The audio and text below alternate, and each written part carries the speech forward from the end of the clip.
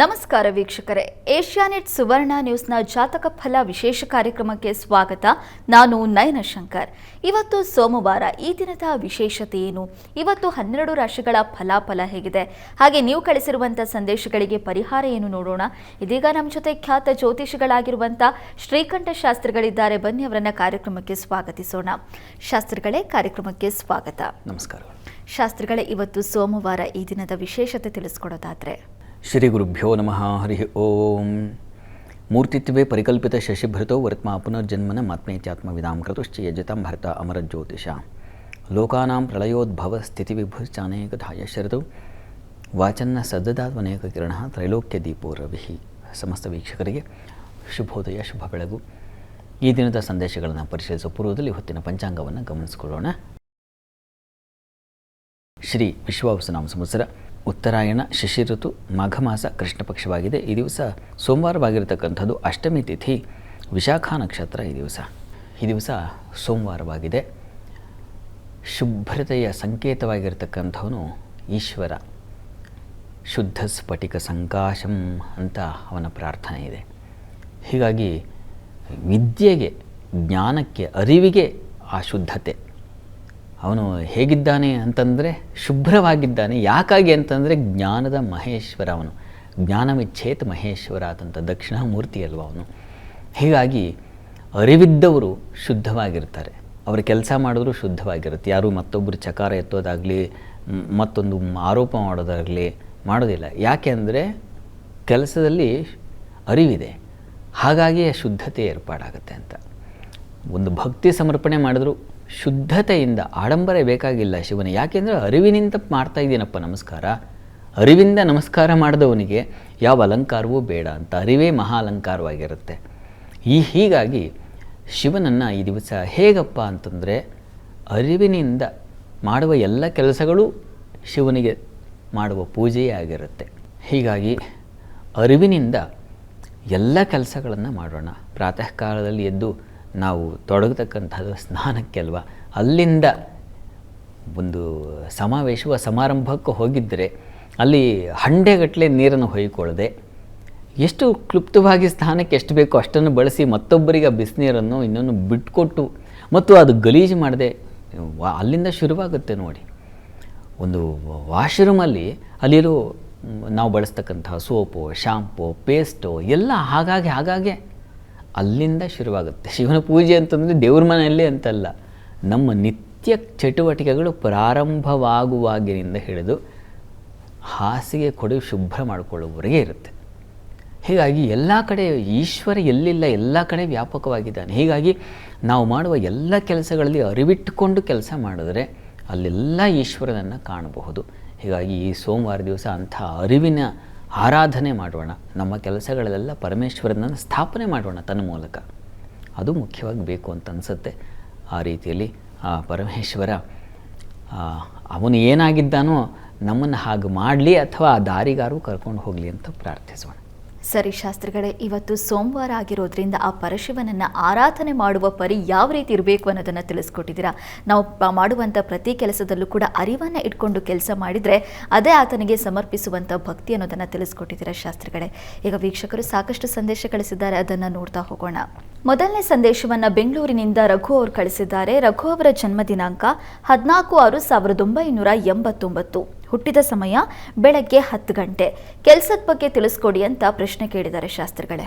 ರಘು ಅವರ ಪ್ರಶ್ನೆ ಕೆಲಸದ ಬಗ್ಗೆ ಕೇಳಿದಾರಲ್ವ? ಹೌದು ಶಾಸ್ತ್ರಿ. ಜಾತಕ ನೋಡಿ, ತಮ್ಮ ಜಾತಕವನ್ನು ಪರಿಶೀಲಿಸಿದ್ರೆ ಇದು ಕರ್ಕಟಕ ಲಗ್ನ. ಲಗ್ನದಲ್ಲಿ ಕುಜ ಇದ್ದಾನೆ. ಯಾರೋ ಕರ್ಮಾಧಿಪತಿಯೋ, ಕರ್ಮಾಧಿಪತಿ ಲಗ್ನದಲ್ಲಿದ್ದಾನೆ. ಇದು ತುಂಬ ಒಳ್ಳೆಯದು. ಕರ್ಮೇಶೇ ಲಗ್ನಗೆ ಜಾತೋ ಖ್ಯಾತಃ ಧನಿ ಅಂತೆಲ್ಲ ಹೇಳುತ್ತೆ. ಖ್ಯಾತನಾಗ್ತಾನೆ, ಪ್ರಸಿದ್ಧಿಗೆ ಬರ್ತಾನೆ, ಧನಿಕನೂ ಆಗ್ತಾನೆ ಅಂತೆಲ್ಲ ಹೇಳುತ್ತೆ. ಹೀಗಾಗಿ ಒಳ್ಳೆಯ ಲಕ್ಷಣ. ಅಷ್ಟೇ ಅಲ್ಲ, ಲಗ್ನಾಧಿಪತಿ ಚತುರ್ಥದಲ್ಲಿದ್ದಾನೆ. ಲಗ್ನೇಶನಾಗಿರ್ತಕ್ಕಂಥವ್ನು ಚತುರ್ಥದಲ್ಲಿದ್ದರೆ, ಅಂದರೆ ಸುಖಸ್ಥಾನದಲ್ಲಿದ್ದರೆ ಪಿತೃಮಾತೃ ಸೌಖ್ಯಾನ್ವಿತ ಅಂತ, ತಂದೆ ತಾಯಿಗಳನ್ನು ಚೆನ್ನಾಗಿಟ್ಟಿರ್ತಾನೆ ಅಂತ. ಇದು ಬೇಕಾಗಿದೆ. ನಾವು ಕೆಲಸ ಮಾಡಿ ಸಂಪಾದನೆ ಮಾಡಿದ್ದು ಏನಾಗ್ತಾ ಇದೆ ಅಂತಂದರೆ ಏನೂ ಹಾಳಾಗ್ತಾ ಇಲ್ಲ, ಅಪ್ಪ ಅಮ್ಮಂದಿರನ್ನು ಚೆನ್ನಾಗಿ ನೋಡ್ಕೋತೀವಿ ಅಂತ. ಆ ರೀತಿಯಲ್ಲಿ ಇದೆ ನಿಮ್ಮ ಜಾತಕ. ಆತಂಕ ಮಾಡ್ಕೋಬೇಡಿ. ಪ್ರಸ್ತುತ ನಿಮಗೆ ಗುರುದಶೆಯಲ್ಲಿ ಈಗ ರಾಹುಭುಕ್ತಿ ನಡೀತಾ ಇದೆ, ಸ್ವಲ್ಪ ಈಗ ಕಿರಿಕಿರಿ ಇರಬಹುದು ನಿಮಗೆ. ಆಮೇಲೆ ಶನೈಶ್ಚರ ಪ್ರಾರಂಭವಾಗುತ್ತೆ, ಚೆನ್ನಾಗಿದೆ, ಆತಂಕ ಬೇಡ. ಅವನು ಷಷ್ಠದಲ್ಲಿರ್ತಕ್ಕಂಥ ಪಾಪಗ್ರಹದಿಂದ ಒಳ್ಳೆಯದೇ ಆಗುತ್ತೆ. ಮುಂದೆ ನಿಮಗೆ ಈಗ ಕಳೀತಕ್ಕಂಥ ಜೂನ್, ಈ 2026 ಜೂನ್ ನಂತರ ಒಳ್ಳೆಯ ಕಾಲ ಇದೆ, ಆತಂಕ ಮಾಡ್ಕೋಬೇಡಿ. ಸುಬ್ರಹ್ಮಣ್ಯ ಸನ್ನಿಧಾನಕ್ಕೆ ಸ್ವಲ್ಪ ಕಲ್ಸಕ್ಕರೆ ಅದನ್ನು ಸಮರ್ಪಣೆ ಮಾಡಿ. ಪ್ರತಿ ಮಂಗಳವಾರ ಹೋಗಿ ಕೊಟ್ಟು ಬನ್ನಿ, ಇನ್ನೂ ಚೆನ್ನಾಗಿ ಆಗುತ್ತೆ ಜೀವನ, ಒಳ್ಳೆಯದಾಗಲಿ. ಸರಿ ಶಾಸ್ತ್ರಿಗಳೇ, ಮುಂದಿನ ಸಂದೇಶವನ್ನು ಮಂಡ್ಯದಿಂದ ಸುಕುಮಾರ್ ಅವರು ಕಳಿಸಿದ್ದಾರೆ. ಸುಕುಮಾರ್ ಅವರ ಜನ್ಮ ದಿನಾಂಕ 30/7/1981, ಹುಟ್ಟಿದ ಸಮಯ ಬೆಳಗ್ಗೆ 7 ಗಂಟೆ. ಮದುವೆ ಯಾವಾಗ ಆಗುತ್ತೆ ತಿಳಿಸ್ಕೊಡಿ ಅಂತ ಪ್ರಶ್ನೆ ಕೇಳಿದ್ದಾರೆ ಶಾಸ್ತ್ರಿಗಳೇ. ಸುಕುಮಾರ್ ಅವರ ಪ್ರಶ್ನೆ ವಿವಾಹಕ್ಕೆ ಸಂಬಂಧಿಸಿದೆ ಅಲ್ವಾ? ಹೌದು ಶಾಸ್ತ್ರಿಗಳೇ. ಜಾತಕ ನೋಡೋಣ. ನೋಡಿ, ತಮ್ಮದು ಕರ್ಕಟಕ ಲಗ್ನವೇ ಆಗಿದೆ. ಈ ಹಿಂದೆ ನೋಡಿದವ್ರದ್ದು ಹಾಗೇ ಇದೆ. ಆದರೆ ಸ್ವಲ್ಪ ಗ್ರಹ ಸ್ಥಿತಿ ಸಂಪೂರ್ಣ ಬದಲಾವಣೆ ಇದೆ, ಬೇರೆ ವಿಚಾರ. ಸಪ್ತಮಾಧಿಪತಿ ತೃತೀಯದಲ್ಲಿದ್ದಾನೆ, ಒಳ್ಳೆಯದು. ತೃತೀಯದಲ್ಲಿ ಇದ್ದರೆ ಉಚ್ಚಾಭಿಲಾಷಿತ್ವ ಬರುತ್ತೆ ಅಂತಿದೆ. ಅಂದರೆ ಈ ಶನೈಶ್ಚರ ಇಲ್ಲಿ ಕನ್ಯಾದಲ್ಲಿದ್ದಾನೆ, ಅದು ಬೇರೆ ವಿಚಾರ. ಆದರೆ ತೊಡಕು ಇದೆ. ಏನಪ್ಪ ಅಂದರೆ ಇಲ್ಲಿ ಕೇತು ಇರತಕ್ಕಂಥದ್ದು ಸಪ್ತಮ ಸ್ಥಾನದಲ್ಲಿ. ಕಲತ್ರಭೇ ಪಾಪ ಯುತೇಥ ದೃಷ್ಟೇ ಕಲತ್ರ ಹಾನಿ ಮಾಸೂತ್ರ ನೆನಪು ಮಾಡ್ಕೋಬೇಕು. ಈ ದಾಂಪತ್ಯ ಸ್ಥಾನಕ್ಕೆ ಪಾಪಗ್ರಹಗಳು ಅಂಟ್ಕೊಂಡ್ಬಿಟ್ರೆ ಅದು ದಾಂಪತ್ಯಕ್ಕೆ ತೊಂದರೆ ಮಾಡ್ತವೆ. ವಿವಾಹ ಆದರೂ ಕಷ್ಟ, ಆಗದಿದ್ದರೆ ಇನ್ನೊಂದು ಥರ ಕಿರಿಕಿರಿ, ಆಗಿಲ್ಲ ಅನ್ನೋದೇ ಮನೋರೋಗ. ಅಂತೂ ಯಾಕಾಗಿ ಅಂದರೆ ಆ ಭಾವದಿಂದ ಕೊರತೆ ಅಂತ. ಇದು ನಿಮ್ಮನ್ನು ಸ್ವಲ್ಪ ಕಾಡಿಸುತ್ತೆ. ಪ್ರಸ್ತುತ ಈಗ ನಿಮಗೆ ನಡೀತಾ ಇರತಕ್ಕಂಥದ್ದು ಕೇತು ದಶೆಯಲ್ಲಿ ಅವನದೇ ದಶೆ ನಡೀತಾ ಇದೆ, ರಾಹು ಭುಕ್ತಿ ಬೇರೆ ನಡೀತಾ ಇದೆ. ಈಗ ನಿಮಗೆ ಸ್ವಲ್ಪ ಸಮಯ ವೀಕ್ ಆಗಿದೆ. ಸಮಯ ವೀಕ್ ಆಗಿರುವಾಗ ಸಹಜವಾಗಿ ನಮ್ಮ ಮನಸ್ಸು ಕುಗ್ಗುತ್ತೆ. ಇದಕ್ಕೇನಪ್ಪ ಅಂದರೆ ಬಾಲಗಣಪತಿ ಕೇತುಗ್ರಹ ಶಾಂತಿ ಮಾಡಿಸಿ ಬಾಲಗಣಪತಿ ಹವನ ಅಂತ, ಹೋಮ ಅಂತ ಒಂದಿದೆ.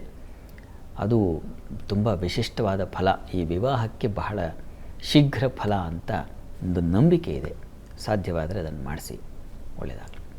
ಸರಿ ಶಾಸ್ತ್ರಿಗಳೇ, ಮುಂದಿನ ಸಂದೇಶವನ್ನು ಬೆಂಗಳೂರಿನಿಂದ ರವಿಕುಮಾರ್ ಅವರು ಕಳಿಸಿದ್ದಾರೆ. ರವಿಕುಮಾರ್ ಅವರ ಜನ್ಮ ದಿನಾಂಕ 12/8/1990, ಹುಟ್ಟಿದ ಸಮಯ ಬೆಳಗ್ಗೆ 9 ಗಂಟೆ. ಕೆಲಸ ಹಾಗೆ ಆರೋಗ್ಯದ ಬಗ್ಗೆ ತಿಳಿಸ್ಕೊಡಿ ಅಂತ ಪ್ರಶ್ನೆ ಕೇಳಿದ್ದಾರೆ ಶಾಸ್ತ್ರಿಗಳೇ. ರವಿಕುಮಾರ್ ಅವರ ಪ್ರಶ್ನೆ ಕೆಲಸ ಮತ್ತು ಆರೋಗ್ಯಕ್ಕೆ ಸಂಬಂಧಿಸಿದೆ. ಹೌದು ಶಾಸ್ತ್ರಿಗಳೇ. ಜಾತಕ ನೋಡಿ, ತಮ್ಮ ಜಾತಕವನ್ನು ಪರಿಶೀಲಿಸಿದರೆ ಇದು ಕನ್ಯಾ ಲಗ್ನವಾಗಿದೆ. ಲಗ್ನದಿಂದ ಕರ್ಮಸ್ಥಾನ, ಆರೋಗ್ಯ ಎರಡನ್ನು ತಾವು ಕೇಳಿದ್ದೀರಾ. ಆರೋಗ್ಯಕ್ಕೆ ನಿಮಗೆ ಲಗ್ನಾಧಿಪತಿನೇ ವ್ಯಯದಲ್ಲಿ ಇರತಕ್ಕಂಥದ್ದು ಸ್ವಲ್ಪ ತೊಡಕಿದೆ. ನಿಮಗೆ ಈಗ ಪ್ರಸ್ತುತ ಕಾಲ ನೋಡಿದ್ರೆ ಚಂದ್ರದಶೆಯಲ್ಲಿ ಈಗ ಶನಿ ಭುಕ್ತಿ ನಡೀತಾ ಇದೆ. ನೋಡಿ, 2028 ಕಳಿಬೇಕು, ಅಲ್ಲಿವರೆಗೂ ನೀವು ಆರೋಗ್ಯ ಮತ್ತು ಉದ್ಯೋಗ ಎರಡೂ ವಿಚಾರದಲ್ಲಿ ಸ್ವಲ್ಪ ತುಂಬ ಜಾಗ್ರತೆ ಬೇಕು.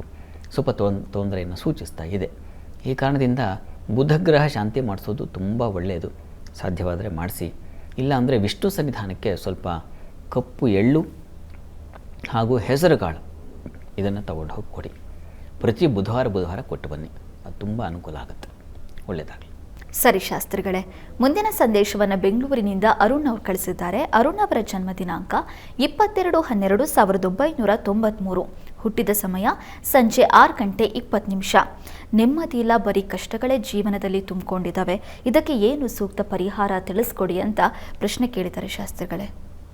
ಅರುಣ್ ಅವರ ಪ್ರಶ್ನೆ, ನೆಮ್ಮದಿ ಇಲ್ಲ, ಜೀವನದಲ್ಲಿ ತುಂಬ ತೊಂದರೆ ಆಗಿಬಿಟ್ಟಿದೆ, ದುಃಖದಲ್ಲಿದ್ದಾರೆ ಪಾಪ. ನೋಡೋಣ. ಸರಿ ಶಾಸ್ತ್ರಿಗಳೇ. ನೋಡಿ, ತಮ್ಮದು ಮಿಥುನ ಲಗ್ನವಾಗಿದೆ. ಲಗ್ನದಿಂದ ವಸ್ತುತಃ ಲಗ್ನಾಧಿಪತಿ ಯಾರು ಸೌಖ್ಯವನ್ನು ಕೊಡ್ತಾನೋ ಆ ಸುಖಾಧಿಪತಿ ಬುಧ. ಇಬ್ಬರು ನಿಮ್ಮ ಜಾತಕದಲ್ಲಿ 6ನೇ ಮನೆಯಲ್ಲಿ ರಾಹು ಯುಕ್ತನಾಗಿದ್ದಾನೆ. ಇದು ಏನಪ್ಪ ಹೇಳುತ್ತೆ ಅಂದರೆ, ರಾಹು ಬುಧನ ಜೊತೆಗೆ ಸೇರಿದರೆ ಅದೂ ಷಷ್ಠದಲ್ಲಿ ಒಂದು ಆರೋಗ್ಯವನ್ನು ಸಮಸ್ಯೆ ಮಾಡುತ್ತೆ. ಎರಡನೇದಾಗಿ ಶತ್ರುತ್ವ, ವೈಷಮ್ಯ, ಬಂಧುಗಳಲ್ಲಿ ಅಸಮಾಧಾನ, ಮಿತ್ರರು ಯಾರ ಜೊತೆಗೆ ಸ್ನೇಹಿತರು ಅನ್ಕೋತಿರೋ ಅವರಿಂದಲೇ ನಿಮಗೆ ಚೂರಿ ಆಗಿಬಿಡ್ತಕ್ಕಂಥದ್ದು, ಈ ರೀತಿಯ ಸಾಧ್ಯತೆಗಳು. ಇದರಿಂದ ಏನಾಗುತ್ತಪ್ಪ ಅಂದರೆ ಭಾರವಾಗುತ್ತೆ ಮನಸ್ಸು. ಯಾಕಪ್ಪ ನಾನು ಈ ಸಮಾಜದಲ್ಲಿದ್ದೀನಿ, ಯಾಕಪ್ಪ ಈ ಬಂಧುಗಳ ಜೊತೆಗಿದ್ದೀನಿ, ಹೀಗೆಲ್ಲ ಆಲೋಚನೆ ತುಂಬ ಹೊರೆಯಾಗುತ್ತೆ, ಭಾರವಾಗುತ್ತೆ. ಇದು ಪ್ರಸ್ತುತ ಕಾಲವನ್ನು ನೋಡಿದ್ರೆ ಈಗ ನಿಮಗೆ ಶುಕ್ರದಶೆಯಲ್ಲಿ ಅದೇ ಬುಧನ ಕಾಲವೇ ನಡೀತಾ ಇದೆ. ನೋಡಿಪ್ಪ, ಯಾರು ಬಲಹೀನನಾಗಿದ್ದಾನೋ ಅವನದೇ ಟೈಮ್ ನಡೀತಾ ಇದೆ. ಇದಕ್ಕೆ ಏನು ಪರಿಹಾರ ನೋಡಿ, ನರಸಿಂಹ ಪ್ರಾರ್ಥನೆ ಮಾಡಬೇಕು. ನರಸಿಂಹ ಸನ್ನಿಧಾನದಲ್ಲಿ ಅಭಿಷೇಕ ಮಾಡಿಸಿ ತೀರ್ಥ ಅದನ್ನು ಪ್ರೋಕ್ಷಣೆ ಸೇವನೆ ಮಾಡಿ. ನಿರಂತರವಾಗಿ ನರಸಿಂಹ ಪ್ರಾರ್ಥನೆಯಿಂದ ನಿಮ್ಮ ಸಂಕಟ ನೋವು ಖಂಡಿತ ಬಿಡುಗಡೆಯಾಗುತ್ತೆ.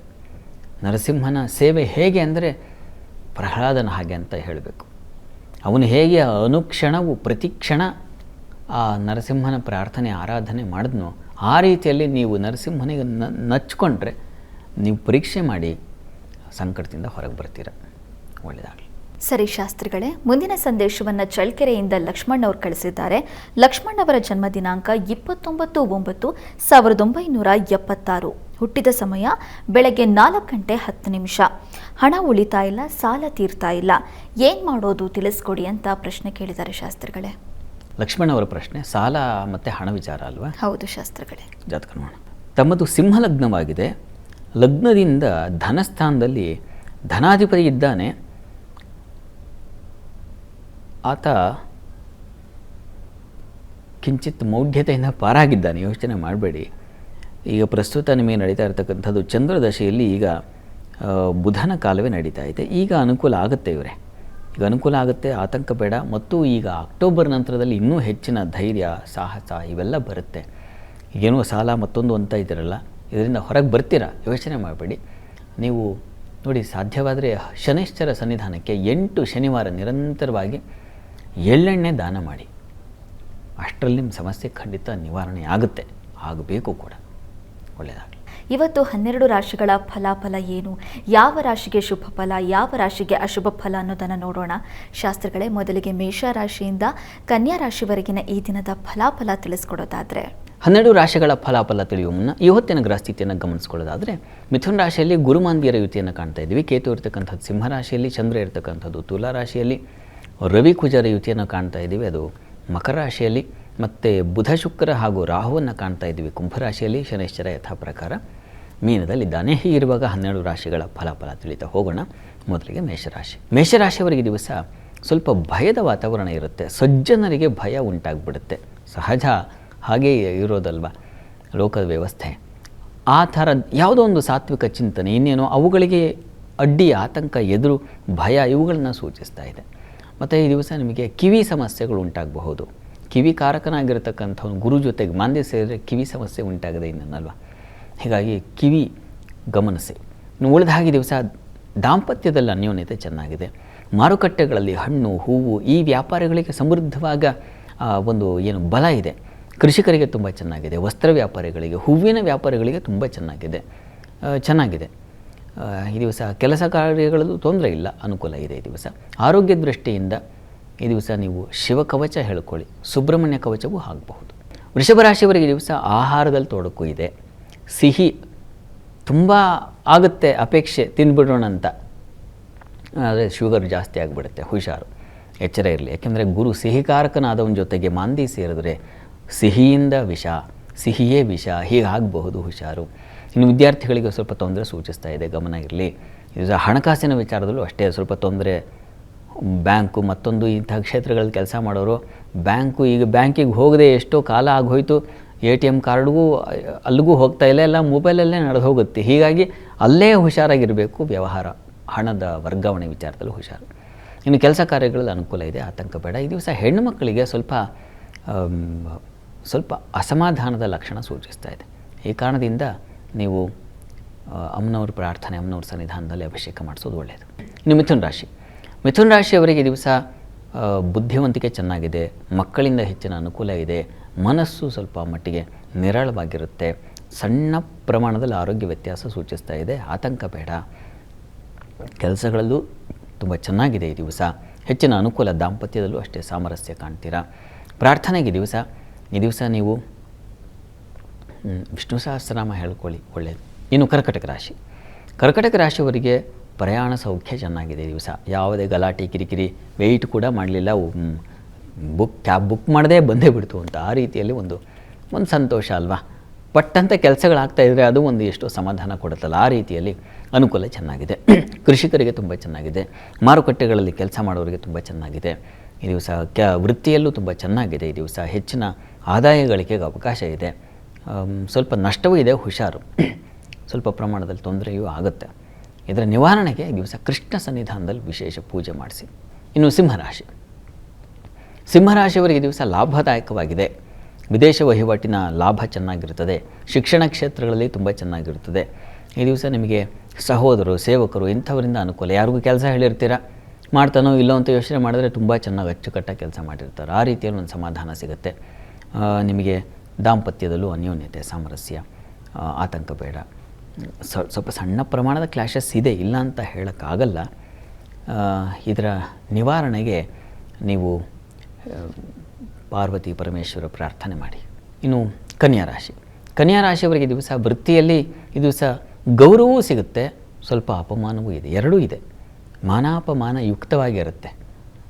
ಹೀಗಾಗಿ ಧೃತಿಗೆಡಬೇಡಿ. ಇನ್ನು ಎರಡನೇದಾಗಿ ನಿಮಗೆ ಕುಟುಂಬ ಸೌಖ್ಯ ಚೆನ್ನಾಗಿದೆ. ಸುಗ್ರಾಸ ಭೋಜನ, ಕುಟುಂಬದವ್ರ ಜೊತೆಗೆ ಉತ್ತಮ ಒಡನಾಟ, ಬಾಂಧವ್ಯ ವೃದ್ಧಿ, ತಾಯಿ ಜೊತೆಗೆ ಒಳ್ಳೆಯ ಉತ್ತಮ ಬಾಂಧವ್ಯ, ಇದೆಲ್ಲ ಚೆನ್ನಾಗಿದೆ. ಹೆಣ್ಣು ಮಕ್ಕಳಿಗೆ ಹಣಕಾಸಿನ ಸಮೃದ್ಧಿ, ಪರ್ಸು ತುಂಬಿರುತ್ತೆ ಈ ದಿವಸ. ಆ ರೀತಿಯಲ್ಲಿ ಚೆನ್ನಾಗಿದೆ. ವಿದ್ಯಾರ್ಥಿಗಳಿಗೂ ಚೆನ್ನಾಗಿದೆ ಈ ದಿವಸ. ಪ್ರಾರ್ಥನೆಗೆ ಗಣಪತಿ ಸನ್ನಿಧಾನಕ್ಕೆ ಸ್ವಲ್ಪ ಬೆಲ್ಲ ಸಮರ್ಪಣೆ ಮಾಡಿದ್ರೆ ಬಹಳ ಒಳ್ಳೆಯದು. ಇನ್ನು ತುಲಾರಾಶಿ. ತುಲಾರಾಶಿಯವರಿಗೆ ಕೆಲಸ ಕಾರ್ಯಗಳಲ್ಲಿ ತುಂಬ ಚೆನ್ನಾಗಿದೆ ಈ ದಿವಸ. ಪ್ರಶಂಸೆಗೆ ಪಾತ್ರ ಆಗ್ತೀರ. ಆ ರೀತಿಯಲ್ಲಿ ನಿಮ್ಮ ಕೆಲಸ ನೋಡಿ ಕಲ್ತ್ಕೊಳ್ಳಿ, ಇವ್ರನ್ನ ನೋಡಿ, ಆ ರೀತಿಯ ಒಂದು ಪ್ರಶಂಸೆ ಬರುತ್ತೆ. ಇನ್ನು ಈ ದಿವಸ ಸಂಗಾತಿಯಲ್ಲೂ ಸಾಮರಸ್ಯ ಇದೆ. ರಿಯಲ್ ಎಸ್ಟೇಟ್ ವ್ಯಾಪಾರಿಗಳಿಗೆ ಹೆಚ್ಚಿನ ಅನುಕೂಲ ಕಾಣ್ತಾ ಇದೆ ಈ ದಿವಸ. ನಿಮ್ಮ ಕೆಲಸಗಳಿಗೆ ಕೊರತೆ ಇಲ್ಲದ ಹಾಗೆ ಕೆಲಸಗಳೆಲ್ಲ ಸಮೃದ್ಧವಾಗಿ ನೆರವೇರುತ್ತೆ, ಅದು ಚೆನ್ನಾಗಿದೆ. ಪ್ರಾರ್ಥನೆಗೆ ಈ ದಿವಸ ನೀವು ಕೂಡ ಕೃಷ್ಣ ಸನ್ನಿಧಾನದಲ್ಲಿ ಒಂದು ತುಳಸಿ ಅರ್ಚನೆ ಮಾಡಿಸಿ. ಇನ್ನು ವೃಶ್ಚಿಕ ರಾಶಿ. ವೃಶ್ಚಿಕ ರಾಶಿಯವರಿಗೆ ದಿವಸ ಧನ ನಷ್ಟ, ಹಣ ಕಳ್ಕೊಳ್ಳೋದು ಜಾಸ್ತಿ ಇದೆ, ಹುಷಾರು. ಎಚ್ಚರಿಕೆಯಿಂದ ಈ ದಿವಸ ವ್ಯವಹಾರಗಳನ್ನು ಮಾಡಿ. ಮತ್ತು ವಿದ್ಯಾರ್ಥಿಗಳಿಗೆ ತೊಂದರೆ, ಗಲಾಟೆ, ಘರ್ಷಣೆ, ವಾದ, ಏನೋ ನಿಂದನೆ, ಈ ರೀತಿ ಸಾಧ್ಯತೆ ಇದೆ, ಇವರೇ ಹುಷಾರು. ಈ ದಿವಸ ತಾಯಂದಿರು ಅಲೆದಾಟ, ಓಡಾಟ, ಪಾಪ ಸುಸ್ತಾಗಿ ಬಿಡ್ತೀರ ಈ ದಿವಸ. ಏನಪ್ಪ ಬಲ ಯಾವುದು ಅಂದರೆ ಧೈರ್ಯ ಇದೆ ನಿಮಗಾದರೆ. ಸಹೋದರ ಸೇವಕರು ಸಹಾಯ ಚೆನ್ನಾಗಿರ್ತದೆ. ಇನ್ನೊಬ್ರು ಯಾರೋ ಕಷ್ಟಕ್ಕೆ ಅಂದರೆ ಬರ್ತಾರೆ, ಆ ರೀತಿಯಲ್ಲೆಲ್ಲ ಚೆನ್ನಾಗಿದೆ, ಯೋಚನೆ ಬೇಡ. ಪ್ರಾರ್ಥನೆಗೆ ಈ ದಿವಸ ಸುಬ್ರಹ್ಮಣ್ಯ ಪ್ರಾರ್ಥನೆ ಮಾಡಿ. ಇನ್ನು ಧನುರಾಶಿ. ಧನುರಾಶಿಯವರಿಗೆ ದಿವಸ ಕೆಲಸ ಕಾರ್ಯಗಳಲ್ಲಿ ತುಂಬ ಚೆನ್ನಾಗಿದೆ. ಸ್ತ್ರೀಯರಿಗೆ ಲಾಭ ಇದೆ. ಹೂವಿನ ವ್ಯಾಪಾರಿಗಳಿಗೆ, ಹಣ್ಣಿನ ವ್ಯಾಪಾರಿಗಳಿಗೆ ಲಾಭ ಇದೆ. ರಸದ್ರವ ವ್ಯಾಪಾರಿಗಳಿಗೆ ಲಾಭ ಚೆನ್ನಾಗಿದೆ. ಈ ದಿವಸ ದಾಂಪತ್ಯದಲ್ಲಿ ಮನಸ್ತಾಪ ಬರುತ್ತದೆ. ಬೌದ್ಧಿಕ ಜಗಳ ಅದು ಉಂಟಾಗುವ ಸಾಧ್ಯತೆ ಇದೆ, ಗಮನ ಇರಲಿ. ಹೆಚ್ಚು ಬುದ್ಧಿವಂತರು ಹೆಚ್ಚು ತೊಡಕು ಮಾಡ್ಕೊಳ್ತಾರೆ. ಹೆಚ್ಚು ಆಲೋಚನೆ ಮಾಡಿ ಯಾವ ಥರ ನಾನು ಅದಕ್ಕೆ ಟಾಂಗ್ ಕೊಡಬಹುದೋ ಮತ್ತೊಂದು ಈ ರೀತಿಯಲ್ಲಿ ಅದೆಲ್ಲ ತೊಂದರೆ ಆಗುತ್ತೆ. ಹೀಗಾಗಿ ಸ್ವಲ್ಪ ಸೋಲೋದು ಬಹಳ ಒಳ್ಳೆಯದು ಈ ದಿವಸ. ಪ್ರಾರ್ಥನೆಗೆ ಲಕ್ಷ್ಮೀನಾರಾಯಣರ ಪ್ರಾರ್ಥನೆ ಮಾಡಿ. ಇನ್ನು ಮಕರ ರಾಶಿ. ಮಕರ ರಾಶಿಯವರಿಗೆ ದಿವಸ ಕೆಲಸ ಕಾರ್ಯಗಳಲ್ಲಿ ತುಂಬ ಚೆನ್ನಾಗಿದೆ ಈ ದಿವಸ. ವೃತ್ತಿಯಲ್ಲಿ ಬಹಳ ವಿಶೇಷವಾದ ಗೌರವ, ಸ್ಥಾನಮಾನ ಸಿಗುತ್ತೆ. ಹೆಣ್ಣು ಮಕ್ಕಳಿಗೆ ಅಧಿಕಾರದ ಬಲ ಸೂಚಿಸ್ತಾ ಇದೆ ಈ ದಿವಸ. ಇನ್ನು ಪ್ರಯಾಣ ಸೌಖ್ಯ ಸೂಚಿಸ್ತಾ ಇದೆ. ರಿಯಲ್ ಎಸ್ಟೇಟ್ ವ್ಯಾಪಾರದಲ್ಲಿ ಚೆನ್ನಾಗಿದೆ. ಕೃಷಿಕರಿಗೆ ತುಂಬ ಚೆನ್ನಾಗಿದೆ ಈ ದಿವಸ, ಚೆನ್ನಾಗಿದೆ, ಹೆಚ್ಚಿನ ಪಾಲು ಚೆನ್ನಾಗಿದೆ. ಸ್ವಲ್ಪ ಆರೋಗ್ಯ ವ್ಯತ್ಯಾಸ ಆಗಬಹುದು ಇವರೇ, ಹೀಗಾಗಿ ಗಮನ ಇರಲಿ. ಆರೋಗ್ಯದ ದೃಷ್ಟಿಯಿಂದ ಶಿವಕವಚ ಹೇಳ್ಕೊಳ್ಳಿ. ಕುಂಭರಾಶಿಯವರಿಗೆ ಈ ದಿವಸ ನಿಮಗೆ ದೇವರು, ಪೂಜೆ, ಪುನಸ್ಕಾರ ಇವುಗಳಲ್ಲಿ ಹೆಚ್ಚಿನ ಶ್ರದ್ಧೆ ಬರುತ್ತೆ. ಉತ್ತಮರ ಸಂಪರ್ಕ ಏರ್ಪಾಡಾಗುತ್ತೆ. ಈ ದಿವಸ ಸ್ವಲ್ಪ ಉದರ ಬಾಧೆ ಸೂಚಿಸ್ತಾ ಇದೆ, ಹುಷಾರು. ಉಳಿದ ಹಾಗೆ ಕೆಲಸ ಕಾರ್ಯಗಳದ್ದು ಅಷ್ಟೇ ಸ್ವಲ್ಪ ಹಿನ್ನಡೆಯನ್ನು ಸೂಚಿಸ್ತಾ ಇದೆ. ಪ್ರೆಷರ್ ಜಾಸ್ತಿ ಆಗುತ್ತೆ, ಹೊರೆ ಜಾಸ್ತಿ ಆಗುತ್ತೆ ಅನ್ನೋದನ್ನು ಹೇಳ್ತಾ ಇದೆ. ಇದರ ನಿವಾರಣೆ ಅಂದರೆ ದೇವತಾ ಅನುಗ್ರಹ ಇದೆಯಲ್ಲ, ಹೀಗಾಗಿ ದಾಟ್ತಿರೋ ಕಷ್ಟವನ್ನು. ಪ್ರಾರ್ಥನೆಗೆ ಗುರು ಸನ್ನಿಧಾನದಲ್ಲಿ ಒಂದು ವಿಶೇಷ ಅಭಿಷೇಕ ಮಾಡಿಸಿ. ಮೀನರಾಶಿಯವರಿಗೆ ಈ ದಿವಸ ಕೆಲಸ ಕಾರ್ಯಗಳಲ್ಲಿ ಸ್ವಲ್ಪ ಸಣ್ಣ ಪ್ರಮಾಣದ ಒಂದು ತೊಡಕನ್ನು ಸೂಚಿಸ್ತಾ ಇದೆ, ಹುಷಾರು.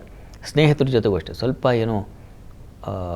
ಚೌಕಟ್ಟು ಮೀರಿಬಿಟ್ಟು ಒದ್ದಾಟ ಆಗಿಬಿಡೋ ಸಾಧ್ಯತೆ ಸೂಚಿಸ್ತಾ ಇದೆ, ಹುಷಾರು. ಅಂದರೆ ಬಾಂಧವ್ಯದಲ್ಲಿ ಏರುಪೇರು ಅದನ್ನು ಸೂಚಿಸ್ತಾ ಇದೆ. ದಾಂಪತ್ಯದಲ್ಲಿ ಅನ್ಯೋನ್ಯತೆ, ಲಾಭ, ಅವರಿಂದ ಅನುಕೂಲ, ಸಂತೋಷ, ಸಮಾಧಾನ ಖಂಡಿತ ಇದೆ. ವ್ಯಾಪಾರಿಗಳಿಗೂ ಅನುಕೂಲಕರವಾಗಿದೆ. ಇನ್ನು ಸ್ತ್ರೀಯರಿಗೆ ನಷ್ಟವನ್ನು ಸೂಚಿಸ್ತಾ ಇದೆ, ಹುಷಾರು. ಪ್ರಾರ್ಥನೆಗೆ ಈ ದಿವಸ ಅಮ್ಮನವರ ಸನ್ನಿಧಾನದಲ್ಲಿ ವಿಶೇಷ ಪೂಜೆ, ಹಾಲಿನ ಅಭಿಷೇಕ ಮಾಡಿಸಿ. ಈ ದಿವಸ 12 ರಾಶಿಗಳವರು, ರಾಶಿ ಗೊತ್ತಿಲ್ಲ ಅಂತಕ್ಕಂಥವ್ರು ಹೇಳಬಹುದಾದ ಮಂತ್ರ ಗಮನಿಸಿ. ಓಂ ಅವ್ಯಗ್ರಾಯ ನಮಃ. ಈ ಮಂತ್ರ ಹೇಳ್ಕೊಳ್ಳಿ, ಶಿವನ ಕೃಪೆ ಆಗುತ್ತೆ. ಶಾಸ್ತ್ರಿಗಳೇ, ಈ ದಿನದ ವಿಶೇಷತೆ, ದ್ವಾದಶ ರಾಶಿಗಳ ಫಲಾಫಲ, ವೀಕ್ಷಕರ ಸಂದೇಶಗಳಿಗೆ ಪರಿಹಾರ ತಿಳಿಸ್ಕೊಟ್ಟಿದ್ದೀರಾ. ಧನ್ಯವಾದಗಳು ಶಾಸ್ತ್ರಿಗಳೇ. ಸರ್ವೇ ಜನಾಃ ಸುಖಿನೋ ಭವಂತು, ಸಮಸ್ತ ಸನ್ಮಂಗಳಾನಿ ಭವಂತು. ಎಲ್ಲರಿಗೂ ಶುಭವಾಗಲಿ. ವೀಕ್ಷಕರೇ, ಇದಾಗಿತ್ತು ಇವತ್ತಿನ ಜಾತಕ ಫಲ ವಿಶೇಷ ಕಾರ್ಯಕ್ರಮ. ನೇರ ದಿಟ್ಟ ನಿರಂತರ ಸುದ್ದಿಗಾಗಿ ನೋಡ್ತಾ ಇರಿ ಏಷ್ಯಾನೆಟ್ ಸುವರ್ಣ ನ್ಯೂಸ್.